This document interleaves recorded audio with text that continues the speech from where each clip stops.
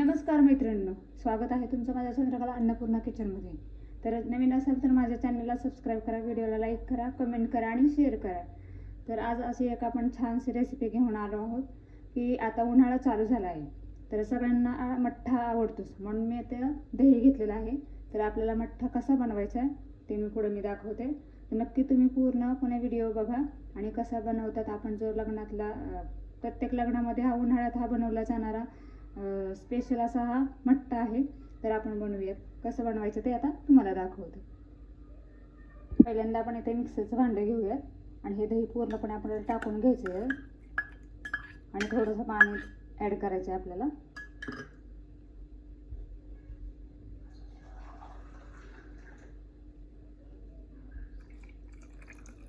एवढं पाणी घ्यायचं आहे आपल्याला आणि आपण मिक्सरवर फिरवून घेऊयात त्याला।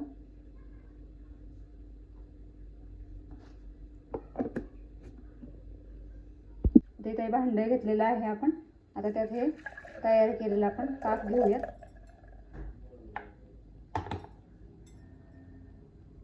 इथे आपल्याला थोडासा पुदिना घ्यायचा आहे, स्वच्छ धुवून घेतलं मी पुदिना। इथे कोथिंबीर घ्यायची आपल्याला मठ्ठ्यासाठी, एक मिरची घ्यायची फक्त हिरवीगार छानसे, आणि हे आपलं आलं घ्यायचं आहे आपल्याला, थोडंसं आलं घ्यायचं आणि याची आपण पेस्ट बनवूयात, मिक्सरवर फिरवून काढूयात। इथे बघू शकता पाणी घालून थोडंसं मी छानशी अशी पेस्ट करून घेतली त्याची। आता इथं भांडं घ्यायचं आहे आपल्याला, हे ताकाचं भांडं। आता ही पेस्ट आपण याच्यात टाकूया, मस्त हलवायची असं छानसं। कसा झालाय आपला मठ्ठा, छानसे हिरवागार।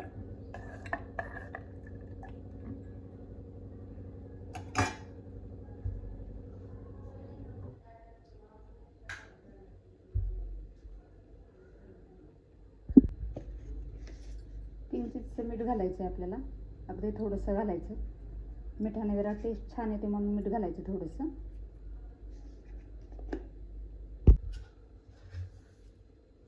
अर्धा चमचा आपल्याला यात साखर घालायची,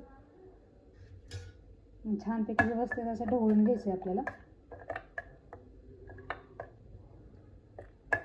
कोथिंबीर ही पोटासाठी खूप चांगली असते, त्याच्यामुळे कोथिंबीरीचा वापर जास्त केला आहे। एक तर थंडीचे हे उन्हाळ्याचे दिवस असतात, उष्णता खूप असते, म्हणून नेहमी कोथिंबीर त्यात थोडीशी टाकायची। आणि पुदिना पण खूप पोटासाठी एकदम चांगला असतो, म्हणून आपण पुदिन्याचा वापर करायचा। बघू शकता कसं झालं आहे आपलं हे मठ्ठा।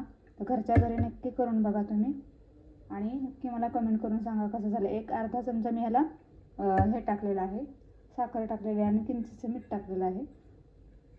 आपलं तयार झालं आहे आता हे छानसं हिरवगार असं मस्तपैकी मठ्ठा झाला आहे। अगदी कोथिंबीर कमी घातली तरी चालेल, कुणाला आवडत नसेल तर। अगदी जास्त नको असेल तर कमी घालू शकता, जास्त घालू शकता।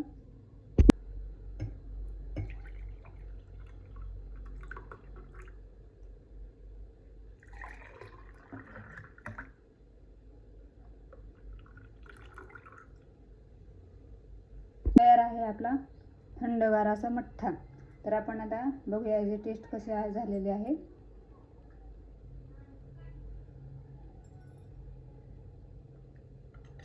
एकच नंबर, अगदी योग्य प्रमाण घेतलेलं आहे। योग्य प्रमाणात जर अशा पद्धतीने तुम्ही जर बनवलं तर अप्रतिम असा मठ्ठा आपला जसा लग्नात मिळतो त्याच्याही पेक्षा खूप छान होतं। जरा मी त्याला वेळेसाठी थंड करायला ठेवलं होतं फ्रीजमध्ये थंड करायला ठेवा आणि मग तुम्ही घेऊ शकता मठ्ठा। अशा पद्धतीनेच तुम्ही करा आणि नक्की करून बघा। आता पूर्ण उन्हाळ्यात अशाच प्रकारे तुम्ही आपल्या घरामध्ये मठ्ठा करून बघा आणि नक्की मला कमेंट करून सांगा एवढ्याचा बरोबर ह्या परफेक्ट प्रमाणातच कसा झाला तो मठ्ठा। तर पुन्हा भेटूया आपण असंच नवनवीन रेसिपीमध्ये। धन्यवाद।